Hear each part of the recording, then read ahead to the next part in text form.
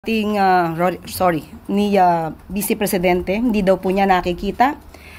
Sa kanyang talumpati sa Australia, binanggit niya po na mayroong balita patungkol sa magagandang nangyayari sa ekonomiya. Pero sabi niya, iyon ay sa papel lang. It means, inamin niya na mayroong papel, may resibo, may patunay na maganda at gumaganda ang ekonomiya. Hindi ito chismis. Hindi ito paninira lamang dahil may papel siyang inamin. Hindi ba niya po nakikita ang dulot na naibibigay, tulong ng Buka Centers, ang paglaki ng PhilHealth coverage, ang murang bigas, ang 3+1 promo ng LRT, MRT, ang fuel subsidies na ibibigay, at marami pang iba. Nakakalungkot po.